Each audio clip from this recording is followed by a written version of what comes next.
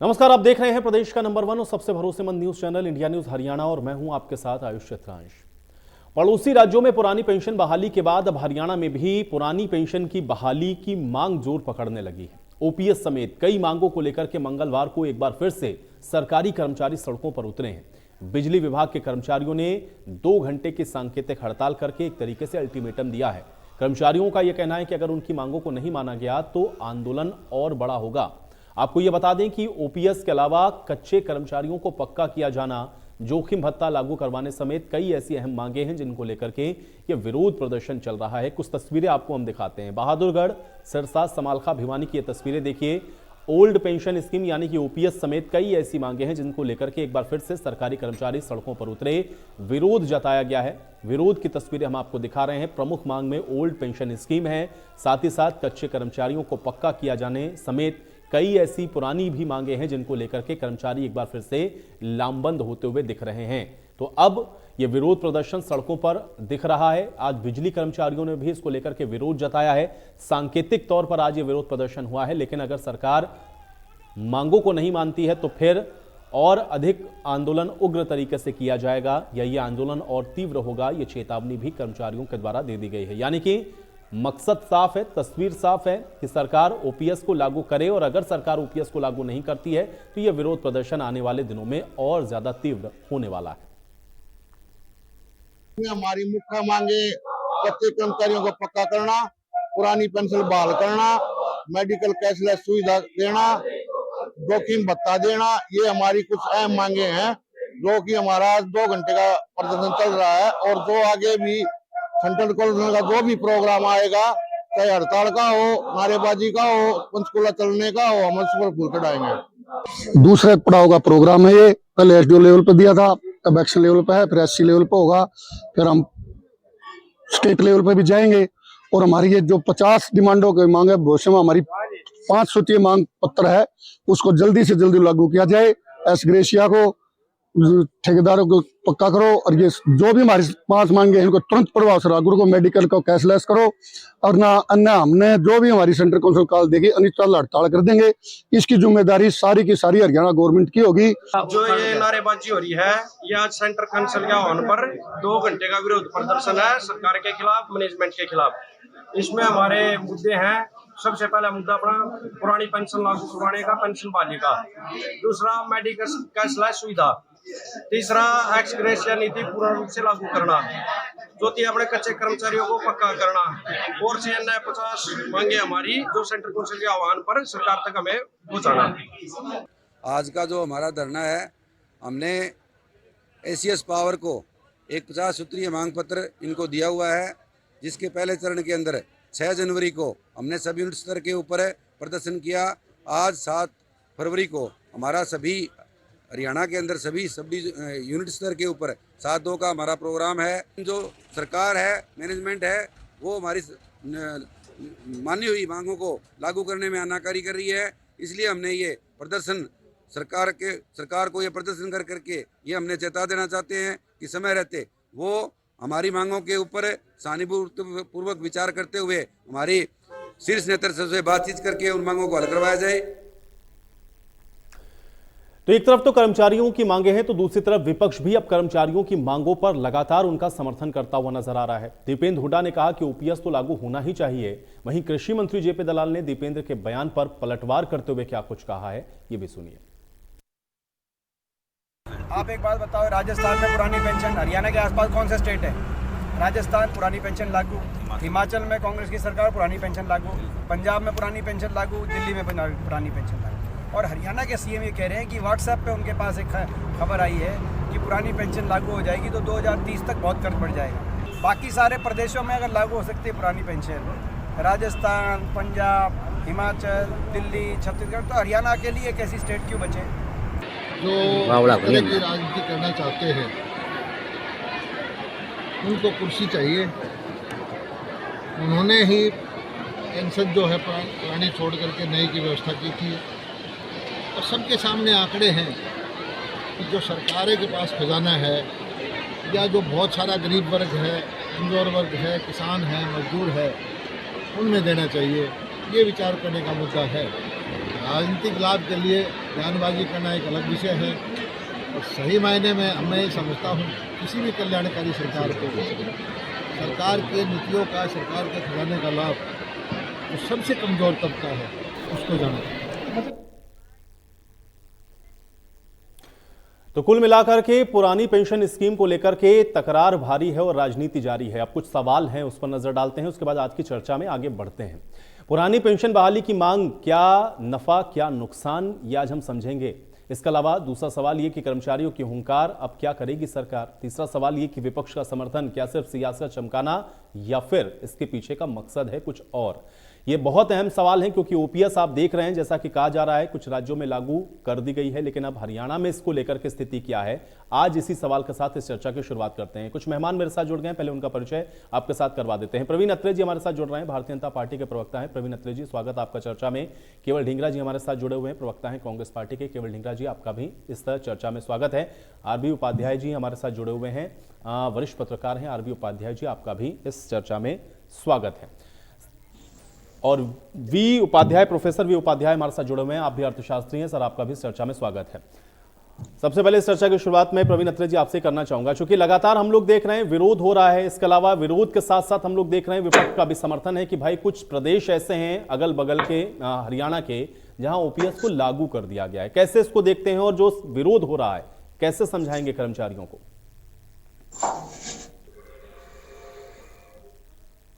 अत्रे जी, आपको आवाज मिल रही है मेरी?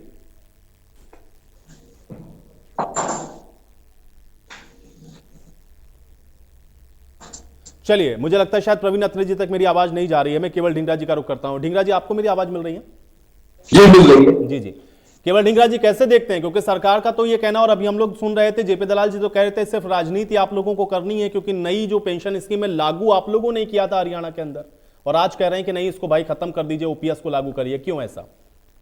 नहीं, ऐसा नहीं है। ये वाजपेयी के टाइम शुरू हुआ था और उन्हीं ने ही इसको ओपीएस को खत्म करने का काम किया था।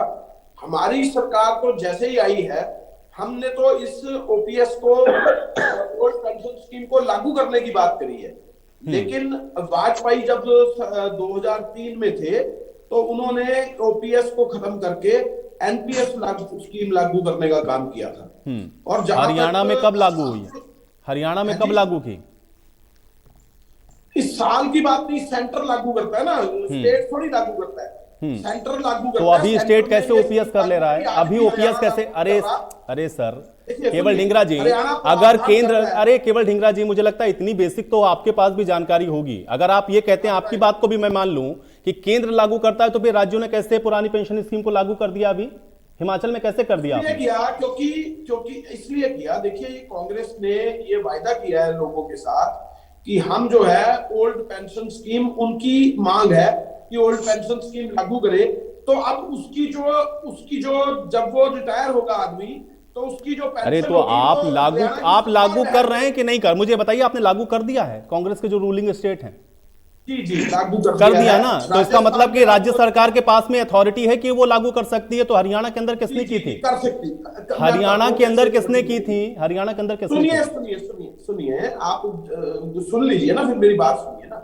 राजस्थान ने आज जब जैसे ही सरकार आई थी, राजस्थान ने लागू करी, छत्तीसगढ़ में और राजस्थान में लागू हो चुकी थी। अभी हिमाचल की सरकार आई, पहली कैबिनेट में पहला फैसला हुआ और हिमाचल के अंदर भी हमने लागू किया है।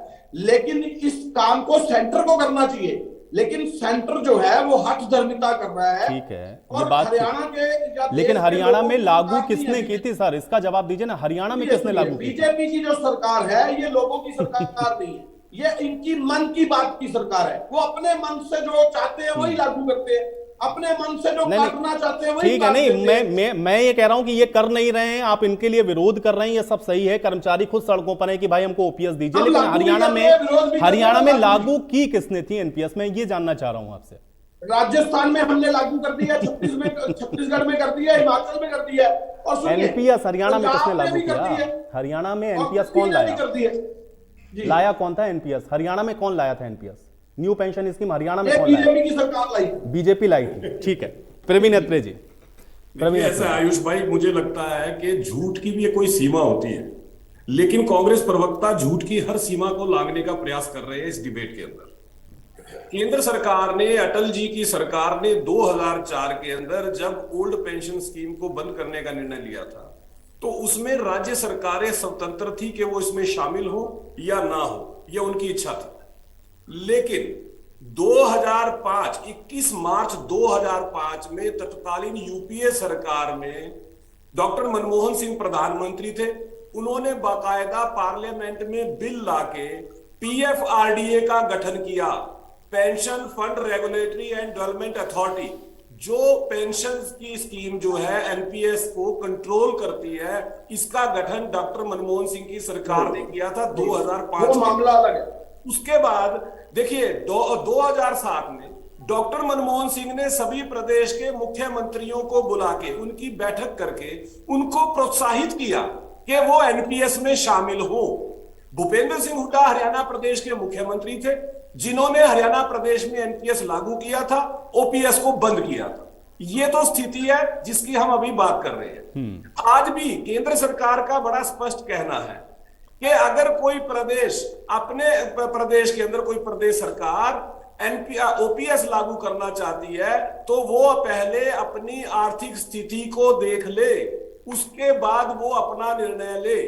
अगर आर्थिक स्थिति, देखिए अब हालात क्या है, ये बात बार बार कही जा रही है कि देखिए जी हमने हिमाचल में लागू कर दी, हमने राजस्थान में लागू कर दी, बार बार ये कहा जा रहा है। जबकि अगर आप आरबीआई की रिपोर्ट देखें 2021 की आरबीआई अपनी रिपोर्ट में बड़ा स्पष्ट बता रहा है कि हिमाचल प्रदेश का जो रेवेन्यू रिसिप्ट है, यानी कि जो आमदन है सरकार की, आज की तारीख में एनपीएस लागू होने के बावजूद उसका 80% खर्चा पेंशन पे हो रहा है। हिमाचल प्रदेश की यह स्थिति है। यही स्थिति पंजाब की है। पंजाब के अंदर अपने रेवेन्यू, जो उनकी आमदन है, उसका 34.24% आज एनपीएस के बावजूद खर्च हो रहा है। जब ओपीएस लागू हो जाएगी, मान लीजिए जैसा कि ये दावा कर रहे हैं, ये कह रहे हैं हमने लागू कर दी, तो आप इस खर्च की स्थिति को समझ सकते हैं कि ये कहां जाएगा। दूसरी बड़ी बात, इन प्रदेशों के अगर आर्थिक हालात की बात करें, देखिए एसबीआई की एक रिपोर्ट आई थी, रिसर्च इकोनॉमी रिपोर्ट 2021, जिसके अंदर बड़ा स्पष्ट बताया गया है कि 1986 में देश भर में जो पेंशन का खर्चा था वो कितना था, केंद्र का और राज्यों का। अगर हम राज्य सरकारों की बात करते हैं तो राज्य सरकार जो है 1986 में 8.7% अपनी आमदन का पेंशन पे खर्च कर रही थी, लेकिन 2021 तक आते आते ये खर्चा लगभग 30% पे चला गया। स्थिति ये है कि जिस तरह से मोंटेक सिंह आलूवालिया, जो योजना आयोग के उपाध्यक्ष थे, कांग्रेस सरकार के अंदर इकोनॉमिस्ट के तौर पे जाने जाते हैं, वो खुद ये कह रहे हैं कि जो ओल्ड पेंशन स्कीम है ये एक डिजास्टर है। डॉक्टर मनमोहन सिंह कह चुके हैं, पी चिदम्बरम जो उस वक्त वित्त मंत्री थे वो इस बात को कह चुके हैं, रघुराम राजन जो आरबीआई के गवर्नर रहे हैं, कांग्रेस साथियों के बड़े अच्छे मित्र हैं, भारत जोड़ो यात्रा में राहुल जी के साथ घूम रहे थे, वो क्या कहते हैं, कम से कम कांग्रेसी मित्र इस बात को सुन लेते। मैं हैरान इस बात पे हूं कि कांग्रेस की स्थिति जो है वो ये वाली है कि मरता क्या नहीं करता। आज कांग्रेस ये बात बेहतर जानती है कि जनता की नजर में लगभग कांग्रेस खत्म हो चुकी है और कांग्रेस ठीक है। लेकिन प्रवीण जी देखिए, ये तो बात हो, ये बात तो पॉलिटिकल हो गई, ये बात तो पॉलिटिकल हो गई, ये तो बात पॉलिटिकल हो गई कि चलिए ठीक है, कांग्रेस इसको राजनीतिक मुद्दा बना रही। भाई विपक्ष का काम है, मुद्दा है तो विपक्ष तो उसके साथ है। लेकिन मुझे ये बताइए, जितने भी माननीय हैं, विधायक हैं, इन सबकी तो कभी पेंशन हम लोगों ने नहीं देखा कि आपने उसमें कटौती करके कोई वित्तीय स्थिति बेहतर करने की कोशिश की हो। उनको जो भत्ते या जो अलाउंसेस देते हैं उसमें कोई कटौती करते नहीं है। जब कर्मचारी की बात आती है तभी ये राज्य की वित्तीय स्थिति क्यों दिखने लगती है? उनके हित के बारे में कोई सोचेगा कि नहीं सोचेगा? भाई वो कह रहे हैं उनको चाहिए उनका कुछ पुराना पेंशन स्कीम लागू करिए, उसमें आपको वित्तीय स्थिति दिखने लगती है, ऐसा क्यों? ये दो तरीके का व्यवहार क्यों है? भाई वहां कटौती करके इनको दीजिए, वहां तो कोई कमी नहीं होती। आयुष भाई पहले तो इस बात को समझिए, हालांकि मैं इस बात के लिए तरफदारी भी नहीं करूंगा जिस बात का जिक्र आपने किया, लेकिन हमें स्थिति को समझने के लिए कांग्रेस के ही एक नेता है प्रवीण चक्रवर्ती, ये कांग्रेस के डाटा एनालिस्ट डिपार्टमेंट के हेड हैं, जिन्होंने ओल्ड पेंशन स्कीम की मुखालफत की। इन्होंने क्या कहा, ये कहते हैं कि 0.5% लोगों पे अगर आप 15% खर्च करो तो बाकी लोग क्या कहेंगे? कहना मेरा कहना नहीं है, सारी बात का लबो-लुबाब है। आयुष भाई है, अगर कोई व्यक्ति चर्चा में आया तो उसको समझाए कि चर्चा कैसे होती है, ये बीच में सब्जी मंडी ना बनाए इसको। अपनी बारी में भाई साहब विचार आप अपने डालो ना। नहीं ठीक है ढींगरा जी भाई, देखिए ढींगरा जी देखिए उसका कंटेक्स्ट तो लिया जाएगा ना। अगर आप समर्थन में खड़े हैं ढींगरा जी, अगर आप समर्थन में खड़े हैं कि नहीं ओपीएस लागू होनी चाहिए, नहीं ढींगरा जी अगर आप समर्थन में खड़े हैं तो भाई आपके नेता ऐसा क्यों बोल रहे हैं, ये तो कोर्ट होगा ना। आप समर्थन में खड़े तो पूरी पार्टी समर्थन में खड़ी हो ना। तो बीच में सब्जी मंडी बनाता हूं। ठीक है, एक सेकंड डिस्टर्बेंस ना करें भाई, एक एक करके बात रखें, ऐसे कोई फायदा नहीं। क्यों नहीं बोलते? अपनी बारी में क्यों नहीं अरे ठीक है भाई, ठीक है इधर उधर की बात नहीं ना। आपके नेता अगर कहेंगे तो वो तो कोर्ट होगा ना। अगर आपके नेता ये कहेंगे कि ओपीएस सही नहीं है तो वो तो कोर्ट होगा। अगर आप लागू करेंगे एनपीएस को हरियाणा के अंदर, वो मुकर जाएंगे, कहेंगे हमने लागू नहीं किया, तो वो तो जिक्र होगा ना, वो जिक्र तो होगा। ढींगरा जी सुनिए एक सेकंड, पहले जवाब लेते हैं। प्रवीण जी ठीक है, आपने कह दिया, अपने नेताओं को भी समझाइए ना जिनका जिक्र कर रहे हैं। प्रवीण जी आयुष भाई मेरा निवेदन है इस बात में कि आवाज को म्यूट कीजिए। चलिए ठीक है, हो गया ढींगरा जी, हो गया भाई, ठीक है हो गया। एक सेकंड, हाँ प्रवीण जी। देखिए आयुष भाई, मैंने केवल प्रवीण चक्रवर्ती का उदाहरण इसलिए दिया जो सवाल आपने पूछा। वही बात, वो जब ये बात कहते हैं, अरे भाई वो बात है, ये बात है, प्रवीण चक्रवर्ती को समझाते हैं बात, मुझे बस समझाओ, अपने नेता को समझाओ ये बात। अरे ढींगरा जी सुन लीजिए, ढींगरा जी सुनिए भाई, चर्चा में सुनना सीखिए थोड़ा सा। ये आदत है इनको, पता नहीं क्यों बुलाते हैं। अरे सुनिए भाई, बीजेपी का स्टैंड क्या है वो बताएंगे ना। बीजेपी का स्टैंड क्या है वो बताएंगे, लेकिन पहले सुनिए आप, सुनिए। अरे सुनिए भाई, आपका स्टैंड क्लियर है ना, लेकिन आपने ये माना नहीं कि एनपीएस आपने लागू किया था हरियाणा के अंदर, और आप कह रहे थे इन्होंने लागू कर दिया। पहले आपने लागू क्यों किया, इस पर आऊंगा मैं, पहले एक सेकंड पहले क्लियर हो। अरे आपने लागू किया है, झूठ बोल रहे हैं बैठ के। ठीक है, अब झूठ का तो कोई इलाज नहीं है ना, केवल ढींगरा जी झूठ का कोई इलाज नहीं। प्रवीण जी झूठ का क्या इलाज है? ठीक है, अभी आप कह रहे हैं, अभी से मेरा कोई इनकार नहीं। अरे भाई बोलने देंगे, दूसरे को भी बोलने देंगे कि सारा समय आप ही लेंगे। प्रवीण जी को बुला लिया है, चर्चा नहीं करने आते, उनको आदत है दूसरे आदमी का समय बर्बाद करना। तो मेरा केवल ये कहना है कि अगर हम उनके ट्वीट का, उनके बयान का मतलब को समझे तो हमें पूरे संदर्भ की समझ में आ जाती है। हमारा बड़ा स्पष्ट कहना है कि अगर प्रदेश के आर्थिक हालात इस स्थिति में ना हो कि आप ओल्ड पेंशन स्कीम को लागू कर सकें, मुझे लगता है ये प्रदेश की जनता के भी हित में है। क्योंकि देखिए मैं तो प्रदेश के आर्थिक हालात सही नहीं है प्रवीण जी, आप तो कहते हैं कि हरियाणा की वित्तीय स्थिति अच्छी है। क्या प्रदेश की स्थिति ऐसी नहीं है कि हम ओपीएस लागू कर पाए? नहीं, वित्तीय स्थिति अच्छी वो इसी वजह से अच्छी है कि हम अनाप शनाप जो खर्चे हैं, जो वित्तीय बोझ नहीं डलने देते प्रदेश के ऊपर। लेकिन मेरा यह भी स्पष्ट मानना है, भारतीय जनता पार्टी का मानना है कि हमारे कर्मचारियों को उनके एक आयु के बाद सामाजिक सुरक्षा की आवश्यकता है, इसीलिए एनपीएस लागू हुई है।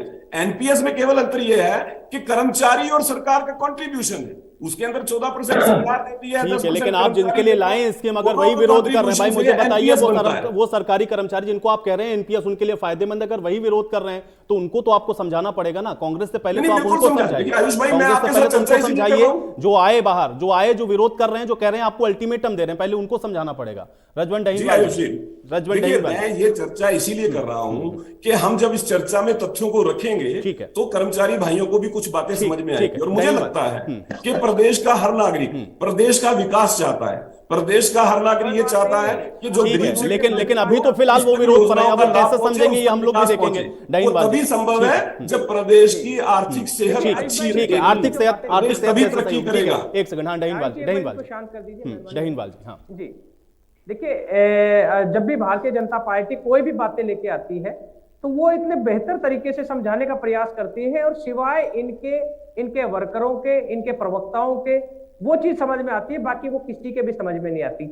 अभी थोड़ी देर पहले मैं और अत्रे जी ई टेंडरिंग के ऊपर बहस कर रहे थे, तो वो ई टेंडरिंग किसानों के समझ में नहीं आई, इनके बहुत अच्छे से समझ में आई थी। इससे पहले किसानों के जो काले कानून थे वो किसानों के समझ में नहीं आए, इनके बेहतर तरीके से समझ आ गए थे। अब ऐसे ही ये है जो मेडिकल जो बॉन्ड थे छात्रों के लिए, एमबीबीएस छात्रों वाला, वो उन छात्रों के समझ में नहीं आया, इनके समझ में आया था। और ऐसे ही ये ओपीएस है। अभी ओपीएस की अभी जो बात कर रहे थे, वो ओपीएस भारतीय जनता पार्टी ने ही खत्म किया था 2004 में। और जो अभी पैरवी कर रहे थे कांग्रेस के प्रवक्ता, उनको मैं बताना चाहूंगा कि जनवरी 2006 में उन्होंने खत्म किया था, और अगर आज वो उसकी पैरवी कर रहे हैं तो सबसे पहले वो हरियाणा की जनता से माफी मांगे कि भाई हमारे से गलती हो गई थी। लेकिन ढींगरा जी तो कह रहे हैं उन्होंने तो किया ही नहीं। ढींगरा जी कह रहे हैं भाई हमने कहां किया, आप लोग तो गलत बातें बताते हैं, गलत तथ्य रखते हैं। मैं अपनी बात कह रहा हूं, वो उसके बाद ढींगरा जी बता देंगे। लेकिन यहाँ पर आप जो बातें कह रहे हैं, जो हरियाणा की वित्तीय स्थिति के बारे में बात कर रहे हैं, अभी आपने विधायकों की, सांसदों की पेंशन के बारे में बात कही, तो वहां पर आते जी किसी प्रकार का कोई जवाब नहीं दे पाए, वो खाली इसको इधर उधर टरकाते नजर आए। हकीकत तो ये है कि और लोगों की पेंशन की अगर बात आती है तो हरियाणा की वित्तीय स्थिति गड़बड़ा जाती है। अगर विधायकों की पेंशन की, अगर सांसदों की पेंशन बढ़ानी होती तो मेज थपथपा के उनका पेंशन, उनके भत्ते बढ़ जाते हैं। उनकी गाड़ियां अगर खरीदनी हो, गाड़ियां बदलनी हो, वो 1 मिनट में हो जाता है। महंगे महंगे हेलीकॉप्टर ये खरीदने होंगे, तुरंत हो जाएगा सब कुछ। लेकिन अगर सरकारी जो कर्मचारी तो इन्होंने उस समय विरोध क्यों नहीं किया जब कांग्रेस ने इसको लागू किया था प्रदेश के अंदर? डहीनवाल जी, आयुष भाई, इनसे पूछिए, हरियाणा प्रदेश में 3,83,000 रुपए पेंशन लेने वाले सबसे हाईएस्ट ओम प्रकाश चौटाला जी हैं। उनको कहिए वो छोड़ दे अपनी पेंशन। ये क्या है विधानसभा में? लेकिन आपने तब विरोध क्यों नहीं किया जब एनपीएस लागू हो रही थी? ये समझने में समय क्यों लगा इतना?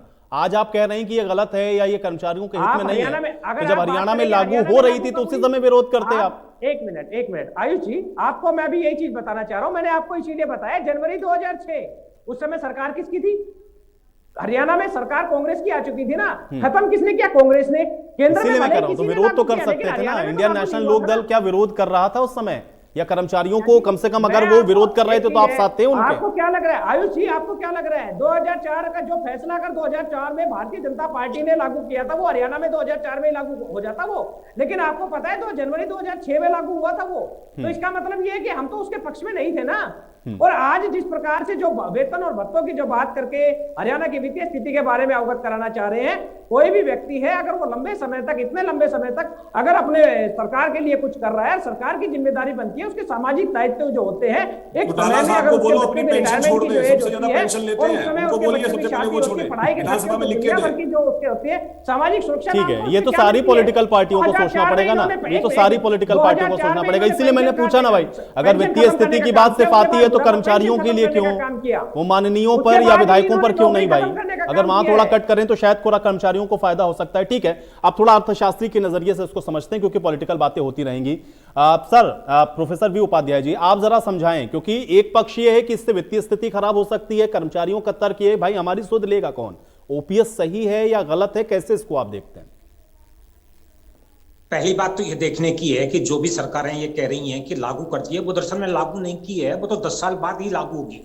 2004 में जिन लोगों ने जॉब चालू किया है, तो मान लो 30 साल की सर्विस करने के बाद में 2034 में जाके मान लो रिटायर होते हैं, तो तब वाली बात आती है। तो अब सीधा साधा मामला है कि चुनावी मुद्दा बन गया है। कुछ पार्टियां कह रही हैं कि भाई हम इसे लागू करेंगे, मतलब आगे जाके। सवाल यह है कि पहली बात तो यह है कि जिसको भी पेंशन मिल रही है उसको तो अच्छा लगता ही है। मुझे भी पेंशन मिलती है, बहुत अच्छा लगता है, तो इसमें तो कोई दो राय नहीं है। लेकिन हमें देखना ये पड़ेगा कि भाई हमारी सरकार की आमदनी कितनी है, सरकार का खर्चा कितना है, तो इस बात का हिसाब किताब कौन रखेगा? आज अभी हम लोगों ने बजट देखा है तो उसमें मनरेगा का बजट कट गया, उसमें फूड सब्सिडी कम हो गई। हमें हमारे फार्मर्स को दिया जाता है प्रधानमंत्री निधि से, कितना पैसा दिया जाता है? 6,000 रुपए सालाना। अरे भाई उसको क्यों नहीं बढ़ा देती? राज्य सरकारों के पास में अगर एक्स्ट्रा पैसा है हरियाणा के पास में, तो वो अपनी तरफ से क्यों नहीं कर देती? तो सवाल ये है कि हम एजुकेशन पे खर्चा करने वाली बात है। हम 40 साल से कहते आ रहे हैं कि हम 6% जीडीपी का एजुकेशन पे खर्च करेंगे, लेकिन वो नहीं बढ़ता।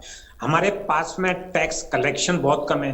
अभी इतना झगड़ा हो रहा है टीवी पे अडानी को लेके, है ना, उनके वेल्थ को लेके, पर कोई ये क्यों नहीं कहता भाई वेल्थ पे टैक्स लगा दो? पैसा तो इकट्ठा करे सरकार, कहीं से पैसा तो आना चाहिए, तभी तो आप पेंशन की बात करोगे। और अगर पेंशन का मामला तो क्या है, एक्चुअली हमारे पास 40 करोड़ मान लो वर्कर्स हैं, तो हम 2 करोड़ लोगों की बात कर रहे हैं, है ना। 30-40 लाख होंगे केंद्र में और बाकी 1.5 करोड़, 1.25-2 करोड़ करीब होंगे मान लो सरकारों में, तो कुल मिला के 2 करोड़ लोगों की बात आ रही है। पर बाकी का क्या हुआ? बाकी 38 करोड़ लोगों का क्या हुआ? उनको तो कोई पेंशन का नहीं है। अगर हम विदेशों की बात करते हैं तो वहां सभी को ओल्ड एज पेंशन सभी को मिलती है। तो जैसे एक स्कीम बोली जाती है यूनिवर्सल बेसिक इनकम, तो मैं कह रहा हूं कि जैसे मैंने बताया कि मुझे पेंशन मिलती है, बहुत अच्छी बात है ना। और मैं नहीं वे उपाध्याय जी, लेकिन एक अर्थशास्त्री होने के नाते आप कैसे देखते हैं, चाहे अगर मैं सेंट्रल गवर्नमेंट के परिप्रेक्ष्य में भी देखूं, क्या ये देश के हित में है, या स्टेट के गवर्नमेंट के परिप्रेक्ष्य में देखूं तो किसी प्रदेश के हित में है? इसको कैसे, मतलब क्या हो सकता है, फिजिबल है ये? बिना रेवेन्यू प्लान किए हुए आप प्रॉमिस कर रहे हो कि 10 साल के बाद में हम ये कर देंगे, पर वो रास्ता तो बताओ ना कि पैसा कहां से आएगा। आप टैक्स कलेक्शन आपका नहीं बढ़ता है। हम इतने टैक्स रिफॉर्म कर लिए, लेकिन हमारा टैक्स का जो कलेक्शन है केंद्र सरकार का वही 10-11% रहता है। तो इसी तरह से राज्य सरकारों का वेल्थ टैक्स हमने हटा दिए, है ना, हमने कॉर्पोरेट टैक्स कम कर दिए। तो अगर कोई बात की जा रही है, मान लो सरकारी कर्मचारियों की पेंशन की हो या कोई और हो, है ना, ओल्ड एज पेंशन की बात हो, तो पैसे का इंतजाम भी तो होना चाहिए। अगर पैसे का इंतजाम नहीं है तो ये सारी जो प्रोमिसेज है 10 साल के बाद की, ये सारी बेकार की चीजें हैं। इतना पैसा होगा ही नहीं, ना पेंशन मिलेगी किसी को। तो असली चीज तो ये है कि हम कोशिश करें कि हमें ये निर्धारित करें कि भाई हमारा सबसे खर्चे का कौन सा जो वो है सेक्टर है जहां पे हम सबसे ज्यादा जोड़ते हैं। अब सरकारी कर्मचारी तो ऑब्वियसली अब ये चूंकि मुद्दा चल गया, चुनाव आने वाले हैं, तो वो तो डिमांड करेंगे ही, और उनकी तरफ से कोई भी डिमांड कर रहा है तो वो डिमांड जायज होती है। लेकिन बिना सरकारी खर्चे के, बिना सरकारी आमदनी के हिसाब के ये सारी बातें की जा रही हैं, और बैठे बैठे चुनावी फायदे के लिए पार्टियां इस तरह का प्रलोभन दे रही हैं। तो वो कोई बहुत अच्छी बात नहीं है। पूरा हिसाब बताइए ना आप, भाई पैसा कहां से लाओगे, ये भी तो बताए कोई यार। आपका ये कहना है कि ये बताना पड़ेगा कि आप लाएंगे कहां से। ठीक है, आरबी उपाध्याय जी, एक वरिष्ठ पत्रकार होने के नाते ये चुनावी मुद्दा लग रहा है आपको, या वाकई में ये वक्त की जरूरत है कि कर्मचारियों के बारे में कम से कम कोई तो सोचे? माननीयों के बारे में तो सब सोच रहे हैं। देखिए, दिक्कत ये है कि एक मानवीय पहलू होता है। कोई भी सरकारी कर्मचारी जब रिटायर होता है, उसे जो भी धनराशि मिलती है वो मकान बनाने में, बच्चों की शादी में, इसमें खर्च हो जाती है। उसके बाद बुढ़ापे में दवाइयों का खर्चा बढ़ जाता है। तो एक सामाजिक सुरक्षा वो चाहता है कि भी जब वो रिटायर हो तो कम से कम इतना पैसा उसको मिलता रहे कि उसकी जीवन यापन अच्छे तरीके से होता रहे। अब बात आती है कि भी आमदनी और खर्चे की, तो सरकारें जब जनता को देना होता है या कर्मचारी को देना है, तब तो खर्चे याद आते हैं और आमदनी याद आती है। और अपनी 4-4 पेंशन लेंगे। अगर पेंशन खत्म हो तो सबकी खत्म हो। एक देश एक कानून की बात करते हैं, पेंशन नहीं होगी तो किसी के लिए नहीं होगी। ये नहीं है कि एमपी एमएलए के लिए पेंशन 4-4 ले सकते हैं। एमएलए रहे उसकी पेंशन, एमपी रहे उसकी पेंशन। अभी बता रहे थे, अत्रे जी बता रहे थे कि भी वो चौटाला जी उतनी पेंशन लेते हैं। तो क्या ये जस्टिफाइड है? और रहा आमदनी की बात, देखिए सुपर टैक्स 37% था, 25% कर दिया बजट में, सीधा 12% का फायदा। उपाध्याय जी बता रहे थे भाई वेल्थ टैक्स खत्म कर दिया, कॉर्पोरेट टैक्स कम कर दिए। तो सरकार का ऑब्जेक्ट क्या है? ऑब्जेक्ट ये होना चाहिए, कोई भी किसी भी दल की सरकार है, अमीरों की जेब से पैसा थोड़ा निकालिए और गरीबों को थोड़ा दीजिए। यही तो समाजवाद है। और विश्व बैंक की जो रिपोर्ट्स आ रही हैं, जो संस्थान है वो भी चिंता जाहिर कर रहे हैं कि हमारे यहां अमीर और गरीब की खाई बढ़ती जा रही है। अमीरों की संपत्ति कोरोना काल में भी बढ़ी, और तो और अदानी ही तो कोरोना काल में भी इतने रिच हो गए कि वो तो तीसरे पायदान पर आ गए। फिर गरीब के लिए भी तो सोचा जाए। गरीबी हटाओ का नारा पे सत्ता भी मिली, लेकिन ना गरीबी हटी। तो देखिए, जब गरीब, किसान, मजदूर, उनके बारे में सोचना ही नहीं है, सिर्फ वोट के लिए पैदा हुए हैं क्या वो? आप बात करते हैं गरीबी हटाओ की, लेकिन आपको सत्ता मिल जाती है, गरीबी नहीं हटती। तो कहीं ना कहीं अगर नहीं, आरबी उपाध्याय जी, आपकी बात मैं समझ गया। आपका कहना यह है कि भाई सरकार को सोचना चाहिए। तो हर कोई कह रहा है कि भाई जो कर्मचारी हैं उनके बारे में भी सोचे सरकार, लेकिन जो स्टेट कर चुके हैं लागू, उसको कैसे देखते हैं? क्या वो वाकई में पॉलिटिकल माइलेज के लिए हैं या वाकई में वो देने वाले हैं?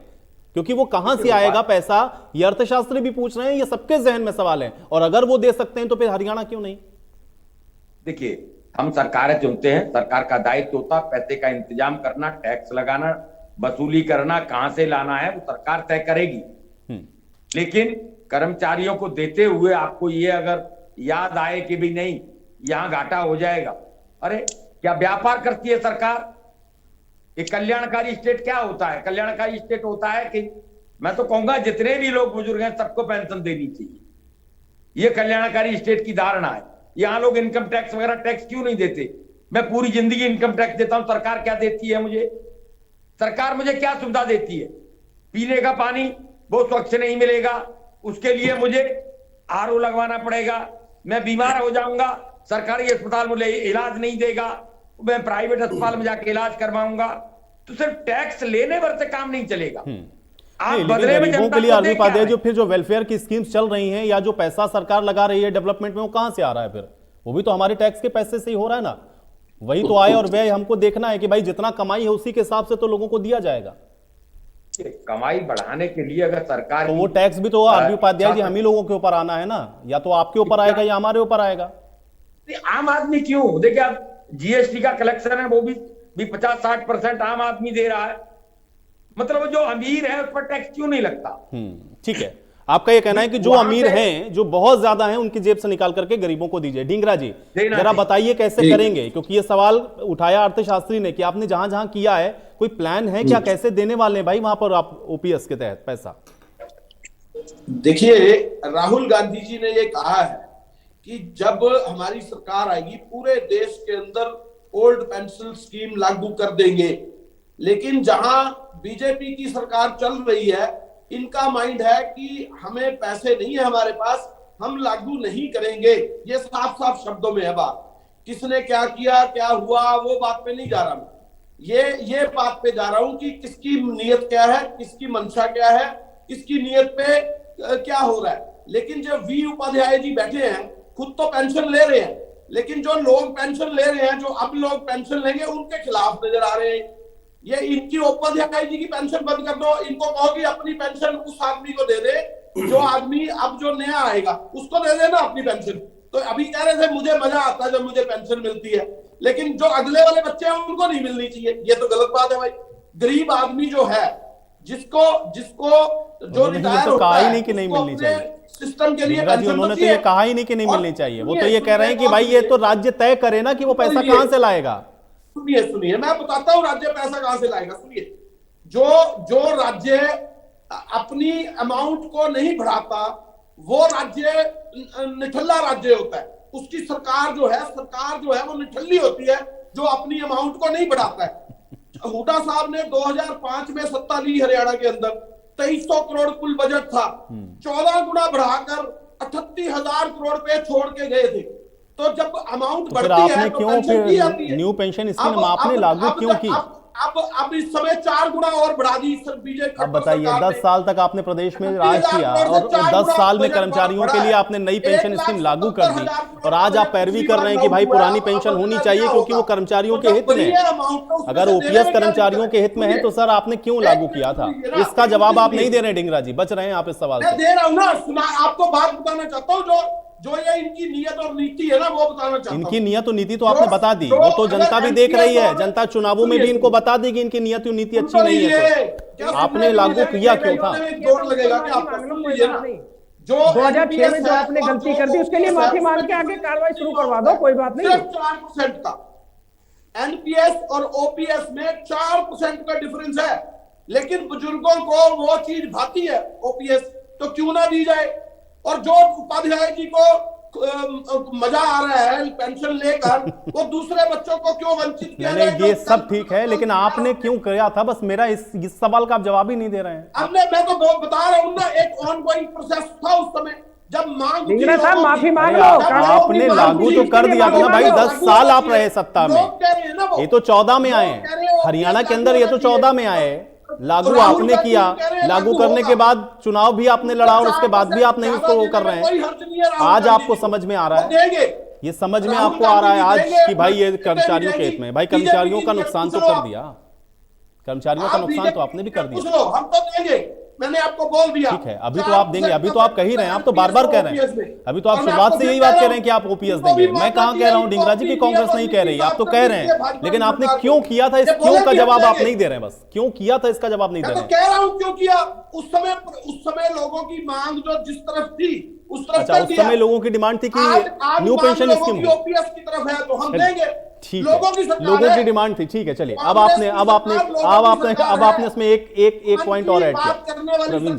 लोगों की बात ठीक है, हाँ, नहीं बिल्कुल सही बात है, उस समय लोगों ने डिमांड की प्रवीण अत्रे जी, एनपीएस लागू करिए, आज करें ओपीएस लागू करिए, अब आप करिए, चलिए ठीक है प्रवीण जी जवाब। मन की बात देखिए ऐसा आयुष भाई, पहली बात तो ये है कि इनकी नीयत तो यहीं से झलकती है कि 2005 में बंद करने वाले ये थे पेंशन को, 2022 में याद आया, 18 साल के बाद अचानक उनको ब्रह्म ज्ञान प्राप्त हुआ।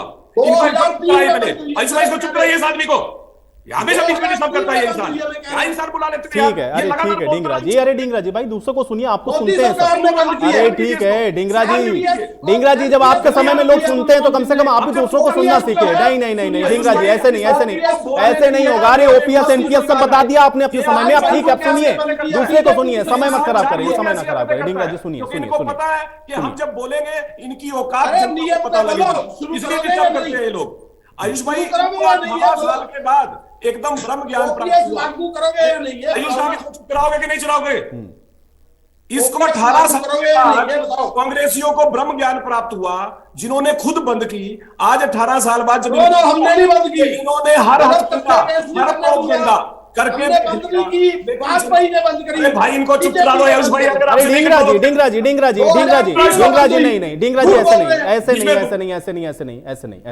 प्रवीण जी, अरे ढींगरा जी भाई दूसरे को सुनेंगे नहीं, तो इसका मतलब ये है कि आपके पॉइंट स्ट्रॉन्ग नहीं है, आपके पॉइंट स्ट्रॉन्ग होंगे तो दूसरे को भी सुनेंगे, और नहीं सुनेंगे तो फिर मजबूरन ठीक है। नहीं ढींगरा जी फिर मजबूरन, ढींगरा जी मजबूर मत करें, ठीक है।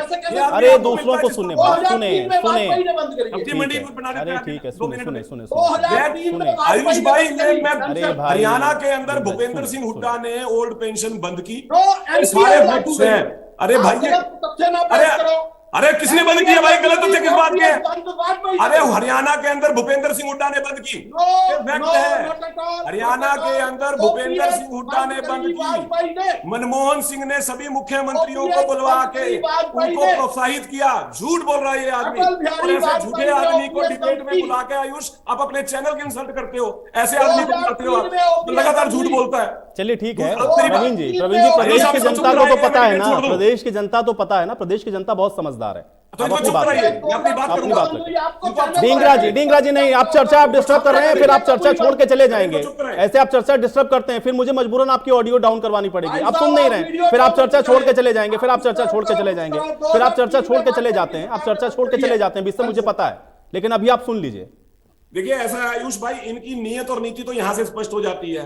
दूसरी बात, जो इन्होंने एक बात कही कि ओल्ड पेंशन स्कीम और न्यू पेंशन स्कीम में मात्र 4% का अंतर है। मैं इस डिबेट में चैलेंज करता हूं, ये आदमी यहां बैठ के एक बार 4% के अंतर को समझा दे, जो ये कहेगा इसकी शर्त को मानूंगा। एक बार समझा दे ये 4% का अंतर कैसे है, ये भी झूठ है इनका एक बहुत बड़ा। लेकिन अगली बात, जो यहां पे अर्थशास्त्री ने कहा कि देखिए आपने वायदा तो कर दिया, आयुष भाई एक और समझा देता हूं।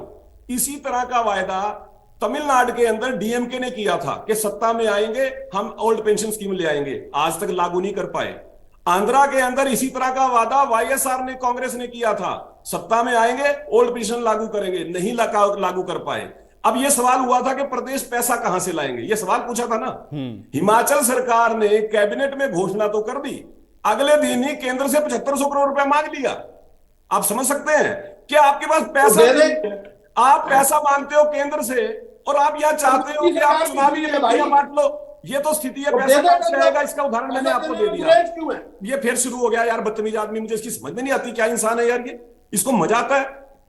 अब सुनिए, देखिए अभी उपाध्याय जी ने एक बात कही थी, उपाध्याय जी बोले कि 10 साल बाद देनदारी आएगी। इनकी बड़ी क्लियर सोच है कांग्रेस वालों की कि आज घोषणा कर दो, 10 साल बाद इनकी सरकार होगी नहीं, ये जिस तरह से ऑयल बूस्ट जारी करते थे, इस तरह की हरकत यहाँ पे कर लेंगे। प्रदेश की अर्थव्यवस्था कहीं भी चली जाए, इनको कोई चिंता नहीं है। इनको पता है 10 साल बाद इनकी सरकार नहीं होगी। ये तो केवल इस प्रयास में है कि एक बार जनता को भ्रम में डाल के किसी तरह से इनका दाव लग जाए। बस ये उस दाव के लिए कोई भी वादा करने के लिए तैयार है। हाँ, उपाध्याय जी ने एक सवाल किया था कि किसानों को केंद्र 6,000 रुपए सालाना देता है, प्रदेश को भी उसमें सहयोग करना चाहिए। मैं उपाध्याय जी को बता देता हूं कि हरियाणा सरकार ने, जब केंद्र ने ये योजना की घोषणा की, हरियाणा सरकार ने तुरंत 6,000 रुपए हरियाणा सरकार देगी ये योजना लागू कर दी थी। उपाध्याय जी, हरियाणा में ये योजना लागू है। इसके अलावा जो सबसे बड़ी बात है, देखिए, जो खर्चा है हमें पहले वो देखना पड़ेगा। अगर मैं खर्चे की बात करता हूं, 2021 के अंदर जो केंद्र सरकार न्यू पेंशन स्कीम की बात कर रहा हूं, अभी मैं ओल्ड की बात नहीं कर रहा हूं, 2,08,473 करोड़ रुपया केंद्र सरकार खर्च करती और प्रदेश सरकार 3,86,000 करोड़ रुपया। और ये खर्चा आयुष भाई न्यू पेंशन स्कीम का है, लगभग 5 लाख करोड़ रुपए। देखिए, ये आंकड़े सारे सही हैं आपकी जगह, लेकिन बेसिक बातें आम आदमी की तरह का समझें। जो आरबी उपाध्याय जी ने उठाया, आरबी उपाध्याय जी ने कहा या तो आप पेंशन सबके लिए बंद करिए, फिर उसमें तो आप फिर विधायकों को या फिर माननीयों को पेंशन क्यों देते हैं? हाँ, देखिए, ये तो नियम सबके लिए बराबर होना चाहिए ना। फिर तो वो मांग करेंगे कि भाई आपको तो सारी सुविधाएं और हमारे लिए आपको सारा दिखने लगता है कि हम पैसा लाएंगे कहां से? भाई हमारा ही तो पैसा है ना, हमको दीजिए, हम तो टैक्स के तौर पर दे रहे हैं। सरकार की आय कहां से आती है? हम ही तो दे रहे हैं ना, आप हमारे ऊपर ही खर्च नहीं कर रहे हैं। नहीं आयुष भाई, पहली चीज तो हमें सिलेक्टिव नहीं होना पड़ेगा। जब हम इस तरह के विषय पे चर्चा कर रहे हैं तो हमें प्रदेश और राष्ट्र के संदर्भ में देखते हुए चर्चा करनी पड़ेगी। हम सिलेक्टिव चर्चा नहीं कर सकते। जैसे कि आर शास्त्री जी ने कहा था कि 3 करोड़ कर्मचारी, लेकिन उसके अलावा 137 करोड़ देशवासी हैं। हमें इसको समग्र उसके अंदर देखना पड़ेगा, सिलेक्टिव नहीं देख सकते इन चीजों को हम। अगर हम सिलेक्टिव देखेंगे तो किसी निर्णय में पहुंच ही नहीं पाएंगे। सबसे बड़ी बात, मैं खुद ये बात कह रहा हूं कि सामाजिक सुरक्षा हो गया ना प्रवीण जी, तो सिलेक्टिव हो गया। अगर विधायकों को माननीयों को मिल रही है पेंशन, तो फिर भाई पुरानी पेंशन के तहत इनको भी दीजिए ना। मैं तो कह रहा हूं, सिलेक्टिव हो गए ना इसमें। तो आप पूरे 134 करोड़ को बिल्कुल जनरलाइज करिए, आप सबके लिए समान करिए। फिर मैं आयुष भाई, मैंने तो पहले भी ये बात स्पष्ट कर दी थी कि इसके ऊपर चर्चा की जरूरत है। जिस वक्त आईएनएलडी के प्रवक्ता ने ये बात कही, आयुष भाई एक और समझने वाली बात है, आईएनएलडी के प्रवक्ता यहाँ पे आलोचना कर रहे थे 2004 में, जब वाजपेयी जी ने ये ओल्ड पेंशन स्कीम की जब लेके आए ये योजना एनपीएस की, तो आईएनएलडी वाजपेयी जी की सरकार में साथ थी। चौटाला साहब 3,83,000 पेंशन दे रहे हैं, लेकिन यहाँ बैठ के मीडिया के सामने आके कुछ भी बोलो, गिरेबान में मत झांको, गिरेबान में झांकोगे तो परेशान हो जाओगे, इस तरह की बात करते हैं आप। सबसे बड़ी बात, मैं स्वयं ये बात मानता हूं, हालांकि हरियाणा के अंदर ओल्ड पेंशन मिलती है, बुढ़ापा पेंशन मिलती है, लेकिन वो नाकाफी है ऐसा कहा जा सकता है। हम एक विकासशील देश हैं, हमें यह भी समझना पड़ेगा, हम एक विकसित देश नहीं है, लेकिन 140 करोड़ की जनसंख्या वाले देश के अंदर सामाजिक सुरक्षा के लिए सरकार की जो ये योजनाएं शुरू हुई हैं, वो ये दर्शाता है कि ये सरकार इस बात की चिंता करती है। हमने तो किसानों के लिए 3,000 रुपए माहवार पेंशन की योजना शुरू की, छोटे दुकानदार के लिए माहवार पेंशन की योजना शुरू की, बुढ़ापा पेंशन हम लोग लेके बढ़ा। देखिए, जब हम सत्ता में आए थे बुढ़ापा पेंशन कितनी थी आयुष भाई? 1,000 रुपए। आज बुढ़ापा पेंशन कितनी है? ये सरकार नहीं बढ़ाई है ना। तो हमें समग्र दृष्टि से देखना पड़ेगा, हमें पूरे प्रदेश के 3.25 करोड़ लोगों को देख के निर्णय लेना पड़ेगा। लेकिन कांग्रेसी मित्र ये सोच रहे हैं कि किसी तरह से झूठा वादा करके दाव लग जाए, वो लगेगा नहीं कि वो प्रदेश की जनता जानती है। बंद करने वाले भी आप थे, आज झूठे दावे भी आप ही कर रहे हो, झूठा वादा भी आप कर रहे हो। जी, मुझे लगता है वो तो प्रदेश की जनता तय करेगी। डहीनवाल जी, लेकिन अगर आप ये कह रहे हैं कि आपको लग रहा है कि ओल्ड पेंशन स्कीम बेहतर है, न्यू पेंशन स्कीम खराब है, तो फिर भाई जो माननीय है उनको भी छोड़नी चाहिए ना, सबके लिए समान हो जाए। मैं आयुष जी, मैं जवाब दे देता हूं। इन्होंने चौधरी ओम प्रकाश चौटाला जी का नाम लिया। मैं इस चीज के लिए मैं बताना चाहूंगा कि एक बार ये कानून लेके आए, सबसे पहले पेंशन खत्म करने का अगर कोई बात होगा तो उसका विरोध चौधरी ओम प्रकाश चौटाला जी बिल्कुल भी नहीं करेंगे। चौधरी अभय सिंह चौटाला ने तो बाकायदा प्रेस के माध्यम से ये चीज कही थी कि किसी भी विधायक को कोई पेंशन नहीं मिलनी चाहिए। और उसके बाद अगर ये यहाँ पर हमारे बीजेपी के प्रवक्ता यहाँ पर बैठकर हमें ज्ञान दे रहे हैं कि जब 2004 में बीजेपी की सरकार थी और हरियाणा में खत्म 2006 में हुई है, तो चौधरी ओम प्रकाश चौटाला जी ने पेंशन खत्म कैसे कर दी। मतलब समर्थन देखिए किस हिसाब से जताने जा रही सरकार में आप है। साथ जिनका थे, काम पहले सिर्फ और बात सिर्फ मेरी सुन इतना लो। है, वाजपेयी जी इनका की काम सरकार में सिर्फ आप और भी सिर्फ साथ इतना है थे कि हमारे। अपना पल्ला झाड़ के साइड में चलो। और हरियाणा की जनता में अगर आज हम यही बात कर रहे हैं, अगर ये बात कर रहे हैं 2 करोड़ लोगों की बात कर रहे हैं, जो सरकारी कर्मचारियों की बात कर रहे हैं, और माननीय वो कितने हैं पूरे देश के, वो तो पॉइंट परसेंटेज में ही आएंगे ना, उनकी चिंता इनको है। लेकिन जो कर्मचारी है, जो 40 साल एवरेज मान के चलते हैं, 35 साल सरकार की सेवा करते हैं, अगर उनको सामाजिक सुरक्षा, सामाजिक गारंटी अगर नहीं मिलती, सुरक्षा की गारंटी नहीं मिलती है, वो कोई बड़ी बात नहीं है। लेकिन विधायकों को, सांसदों को, उनको पेंशन मिल जाए, इनको कोई आपत्ति नहीं है। उनको महंगे खर्चे दे दीजिए, उनको कोई आपत्ति नहीं है। अगर आपकी सरकार 8 साल से है, अगर आप इस चीज में जरूर थोड़ा सा भी गंभीर होते तो अब तक ये पेंशन खत्म हो जाती। लेकिन अगर आपको एक राष्ट्र एक कानून, जिस प्रकार से अभी बात चल रही थी, एक विधान बनाने की बात अगर कर रहे हैं तो एक विधान से सब कुछ कर दीजिए ना। लेकिन वो करने के लिए तैयार नहीं है। आज अगर आप यहीं पर बैठे हैं तो यहीं पर चर्चा कर लीजिए। ठीक है, लेकिन एक राष्ट्रीय कानून पर भी तो कम से कम एक प्लेटफॉर्म पे सारी पॉलिटिकल पार्टियां आ जाए ना, फिर उसमें भी तो इफबट है ना। एक राष्ट्र एक कानून पर भी इफबट है, इसलिए भी भाई इसमें भी क्लासिफिकेशन तो होगा। ठीक है, समय नहीं मेरे पास, शुक्रिया आप लोगों का समय निकालने के लिए, चर्चा का हिस्सा बनने के लिए। हालांकि ये बहुत महत्वपूर्ण है क्योंकि ओपीएस को लेकर के सवाल लगातार हैं, और इसके अलावा जो कर्मचारी हैं वो ये कह रहे हैं कि सरकार ओपीएस अगर लागू नहीं करती है तो वो विरोध प्रदर्शन और तेज करेंगे। इन सब के बीच में सरकार ये कैसे समझाएगी इन कर्मचारियों को, यही देखना सबसे महत्वपूर्ण होगा। आज बड़ी बहस में मेरे साथ फिलहाल इतना ही।